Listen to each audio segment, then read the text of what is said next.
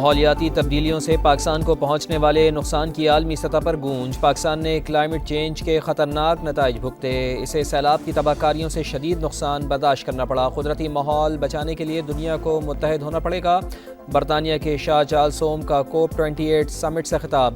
UN secretary general Antonio Guterres نے کہا عالمی درجہ حرارت پر قابو پانا ناگزیر، کاربن فاضل مادے کے اخراج کو کنٹرول کرنے کے لیے قانون سازی کرنا ہوگی۔ UAE کے صدر کا بھی اجلاس سے خطاب۔ سمٹ میں نگراں وزیر اعظم انوار الحق کاکڑ سمیت 100 سے زائد عالمی رہنما شریک۔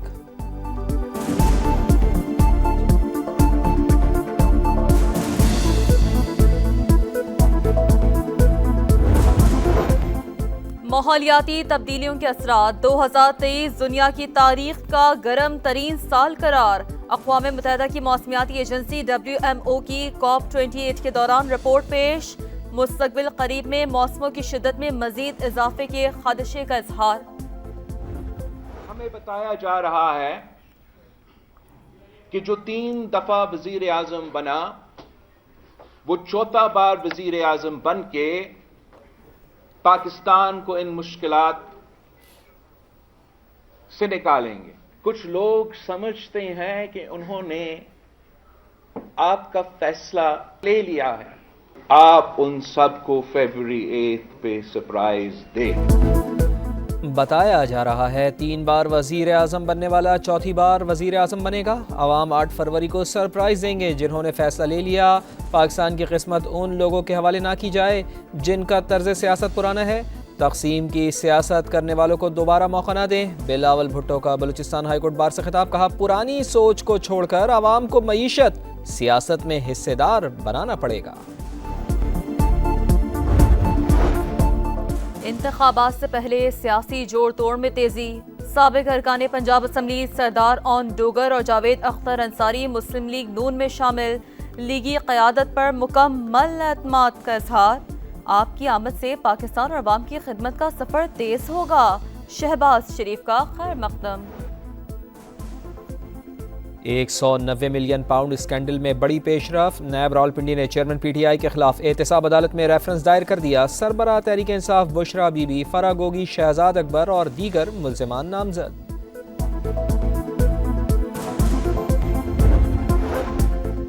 حلقہ بندیاں شائع ہو چکی، باقی سب کچھ اپنے وقت پر ہوگا۔ چیف الیکشن کمشنر پر امید۔ صحافیوں سے غیر رسمی گفتگو میں کہا کہ الیکشن شیڈیول ROs اور DROs کی تعیناتی بھی وقت پر ہوگی۔ انتخابی شیڈیول کب جاری ہوگا؟ صحافی کا سوال۔ 8 فروری سے پہلے 54 دن کا حساب لگا لیں، سکندر سلطان راجہ کا جواب۔ عام انتخابات کی تیاریاں اہم ترین مرحلہ طے۔ ڈیجیٹل مردم شماری کے تحت حتمی حلقہ بندیاں جاری۔ قومی اسمبلی کی 6 نشستیں کم ہو گئیں۔ ایوان 336 ارکان پر مشتمل ہوگا۔ جنرل نشستوں کی تعداد 266، خواتین کی مخصوص سیٹیں 60 اور اقلیتوں کے لیے 10 ہوں گی۔ پنجاب میں NA کی 141، سندھ میں 61 نشستیں، خیبر پختونخوا سے 45 اور بلوچستان سے 16 MNAs منتخب ہوں گے۔ وفاقی دارالحکومت اسلام آباد کے لیے 3 سیٹیں ہوں گی۔ فیض آباد دھرنا کمیشن کی تحقیقات میں تیزی۔ نگراں وزیر فواد حسن فواد بیان ریکارڈ کرانے کے لیے 5 دسمبر کو طلب۔ وزیر اعظم کے سابق سیکریٹری نے 22 نومبر 2017 کے اجلاس کے منٹس درج کیے تھے۔ سابق وزیر اعظم شاہد خاقان، سابق وزیر داخلہ احسن اقبال بھی کمیشن میں پیش ہو چکے ہیں۔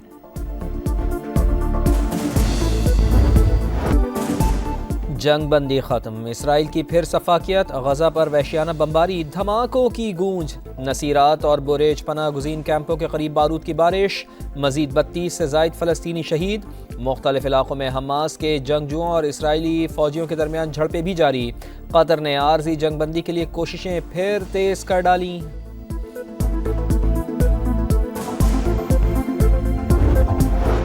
پاکستان کا غزہ میں مستقل جنگ بندی کا مطالبہ۔ اسرائیل کے مغربی کنارے پر حملوں گرفتاریوں کی مذمت کرتے ہیں۔ اسرائیل کے جنگی جرائم پر دنیا کو ایکشن لینا چاہیے۔ طبی مراکز پر حملوں کی تحقیقات کی جائیں۔ ترجمان دفتر خارجہ کی پریس بریفنگ۔ پاکستان میں دہشت گردی واقعات میں افغان سرزمین کے استعمال پر تشویش کا اظہار۔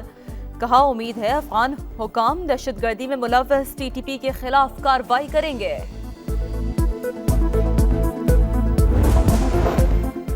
چیف جسٹس قاضی فائز عیسیٰ کا اہم فیصلہ، چیف جسٹس کو دی گئی لگژری گاڑیاں نیلام کی جائیں گی۔ رجسٹرار سپریم کورٹ نے مرسیڈیز بینز اور بلٹ پروف لینڈ کروزر کی نیلامی کے لیے سیکرٹری کابینہ اور چیف سیکرٹری پنجاب کو خط ارسال کر دیا۔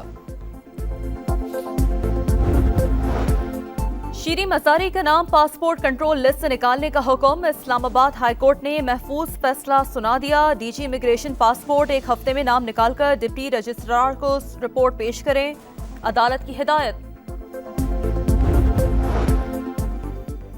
2.5 لاکھ کے قرض کی عدم ادائیگی نے گھر اجاڑ دیا۔ فیصل آباد میں حالات سے تنگ شخص نے بیوی اور 3 بیٹیوں کو قتل کر کے خودکشی کر لی۔ قرضہ واپس نہیں کر سکتا طاہر کا نوٹ، پولیس نے تحقیقات کا آغاز کر دیا۔ اسموگ کی صورتحال میں بہتری، پنجاب میں ہفتے اور اتوار کو کاروباری مراکز کھلے رکھنے کی اجازت، تعلیمی ادارے کل بند رہیں گے۔ نگراں وزیر اعلیٰ محسن نقوی نے کہا ہے کہ ایس او پیز کی خلاف ورزی پر بلا امتیاز کارروائی جاری رہے گی، پوری کوشش ہے ایئر کوالٹی انڈیکس کم سے کم رہے۔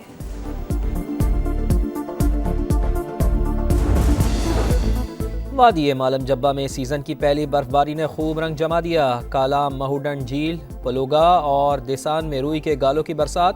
وادی نیلم اور لیپا میں بھی پہاڑوں نے سفید چادر اوڑھ لی۔ ناران میں 4 انچ تک برف باری ریکارڈ۔ پاکستانی تجارتی جہازوں کی حفاظت کا مشن، مشرق وسطی میں پاک بحریہ کا جہاز پی این ایس تغرل خلیج عدن میں تعینات۔ ترجمان کے مطابق تعیناتی کا مقصد تجارتی جہازوں کو کشیدہ صورتحال اور درپیش خطرات سے بچانا ہے۔ Mission Australia, Pakistan cricket team Sydney پہنچ گئی۔ آج اور کل آرام کرے گی۔ پاکستانی ٹیم 3 دسمبر سے ٹریننگ سیشن کا آغاز کرے گی۔ 6 سے 9 دسمبر تک 4 روزہ پریکٹس میچ کھیلے گی۔ پہلا ٹیسٹ میچ 14 دسمبر سے پرتھ میں شیڈیول ہے۔ حسن علی کہتے ہیں ایشیائی ٹیموں کے لیے دورہ آسٹریلیا ٹف ہوتا ہے۔ عثمان خواجہ سے محتاط رہیں گے، وہ اردو جانتے ہیں۔ عثمان خواجہ سے دور رہ کر باتیں کریں گے۔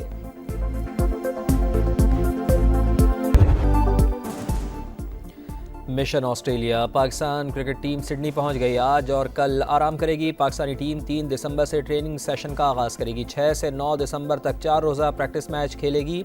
پہلا ٹیسٹ میچ 14 دسمبر سے پرتھ میں شیڈیول ہے۔ حسن علی کہتے ہیں ایشیائی ٹیموں کے لیے دورہ آسٹریلیا ٹف ہوتا ہے۔ عثمان خواجہ سے محتاط رہیں گے، وہ اردو جانتے ہیں۔ عثمان خواجہ سے دور رہ کر باتیں کریں گے۔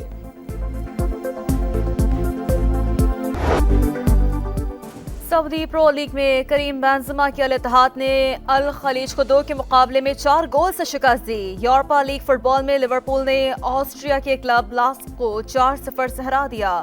محمد صلاح نے پینلٹی پر گول کیا۔